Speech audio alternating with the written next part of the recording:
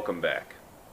On March 1st of this year, 25-year-old Jonathan Church of Lexington Heights had been clean from opioid use for a year.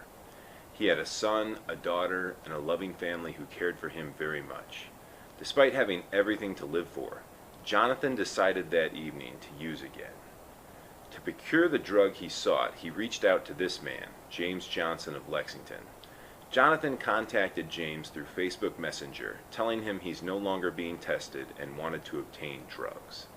James initially tried talking him out of it, but agreed to meet with Jonathan to give him the drugs. We can see from the messages that a meetup was established. The final message in the conversation is Jonathan asking James what dosage he should take when he writes, "Just a little bit, right?" James never replied. You can review the text messages for yourselves at www.sanilacflashlight.com. Later that evening, Jonathan was found unconscious, having overdosed and asphyxiated on his dinner. He was taken to the hospital where he died on March 2nd. After the funeral, an autopsy was conducted where it was found that Jonathan had overdosed on fentanyl. Jonathan's mother, Julie Patterson, looked on Jonathan's phone and found the conversation between Jonathan and James, and then enlisted the help of law enforcement to assist in achieving justice for her son. During a traffic stop, James Johnson admitted to police that he had given Jonathan heroin. So the evidence against James Johnson includes both Facebook messages where he agrees to give Jonathan drugs on the night he overdosed, as well as his confession to police that he gave him heroin. Regardless of these facts, Sanilac County Prosecutor Brenda Sanford is only charging James Johnson with delivery instead of the much more serious charge of delivery leading to death. This led the deceased's family to reach out to me for assistance. They want justice for Jonathan, and they want James Johnson's charges to account for his death. I sat down with Jonathan's mother and brother at their home in Lexington Heights.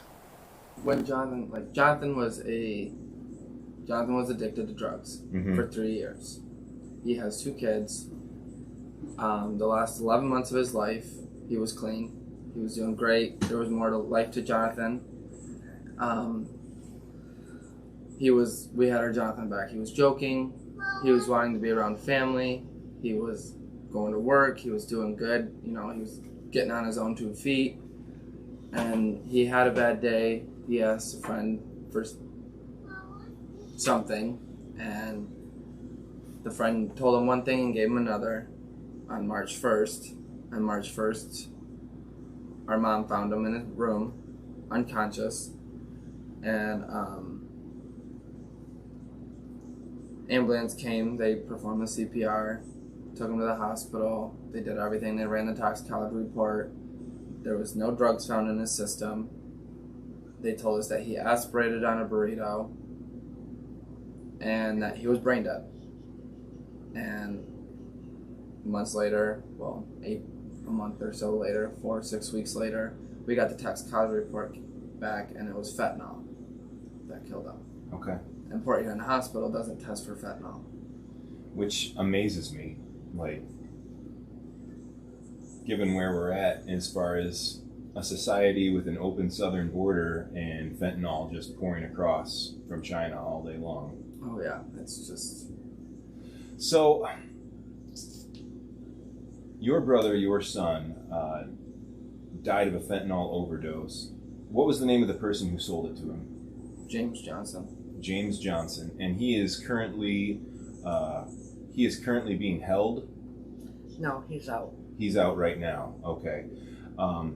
So, do you know what the timeline is as far as his arraignment or anything like that is concerned? October 6th. Next Friday at 2:45. Next Friday at 2:45. Okay. So, you guys have had a meeting thus far with the good old Brenda Sanford? With Brenda Sanford, our prosecutor, yes. And can you describe what happened in your meeting with Brenda Sanford? She had no compassion, no remorse. She told me she was not changing the charges because they didn't have enough proof. My feeling on that is if they didn't have enough proof, then why they do enough investigating, and why did they question Jimmy, and why is he being arraigned if they don't have enough?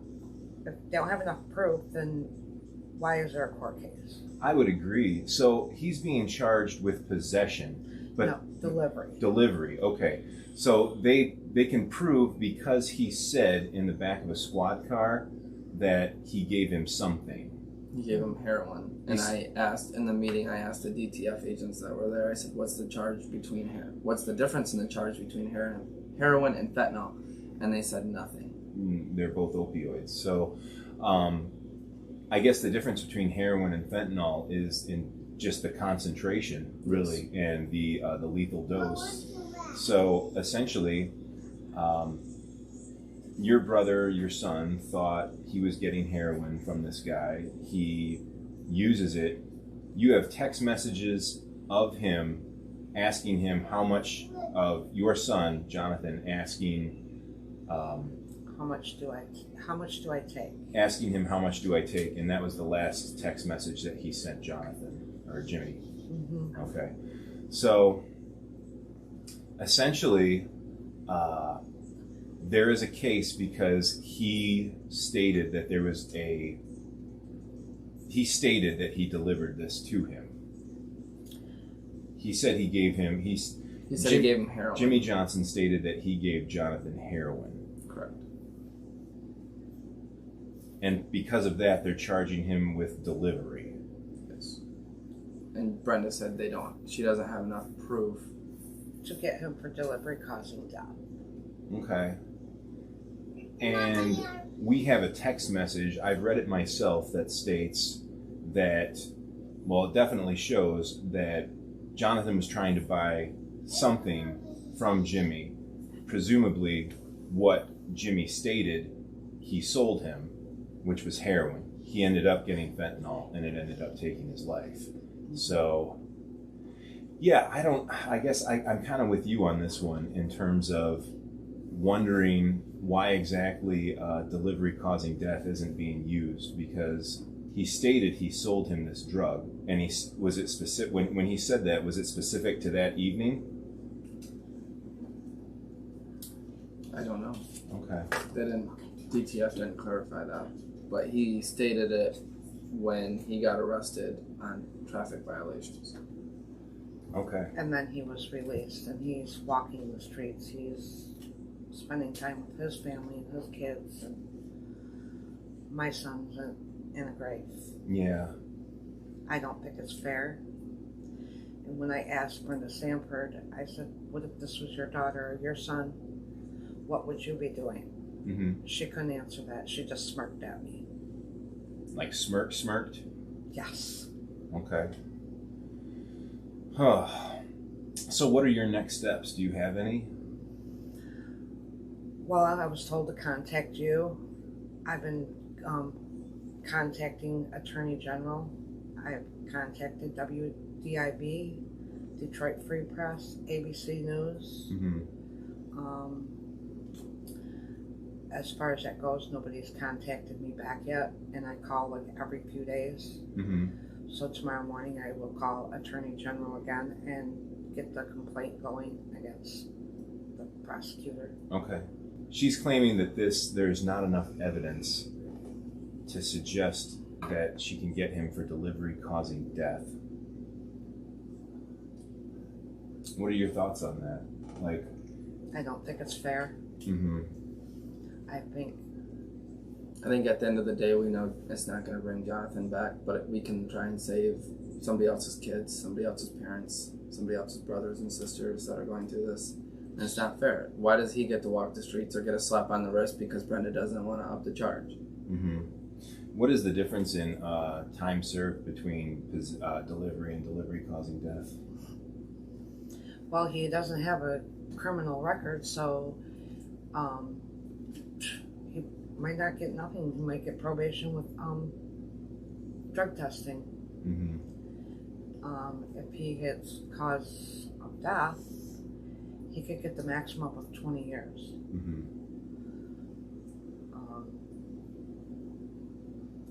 Otherwise, even if it goes to jury trial, one juror could say not guilty and he'll walk. Yeah. With the delivery charge. Sure. And this is our system. So what else are you guys feeling right now? Like, obviously you've got a tremendous loss. I can't imagine what it would be like to lose a child, Julie, honestly. It's the worst feeling in the world. I don't know how I get through every day. I have my morning cries. I force myself out of bed. I force myself to go to work. I miss my boy. I miss him very, very much. And there's a hole in my heart. No mama should ever have to bury their baby. And I don't wish this upon anybody. Can you guys think of anything else that you'd like to say at this time? Justice needs to be served. Definitely. These drug dealers need to be taken off the streets. People need to look at it that do drugs, and if they have kids, do they want their kids living this life? Do they want to have their kids, to be able to have this opportunity to get the drugs anytime, anywhere? It's just, I have an 8-year-old daughter, and it just scares the shit out of me. Mm-hmm. Same with Jonathan's kids. He's got a 3-year-old son and an 8-year-old daughter too. And the society we live in, with the justice system we live in, is just utter bullshit, and it makes me sick. If you want to help the family, they are asking for our viewers to call the Sanilac County Prosecutor's Office and request that the charges be increased to delivery causing death. James Johnson's arraignment is coming up this Friday, September 6th at 2:45 p.m.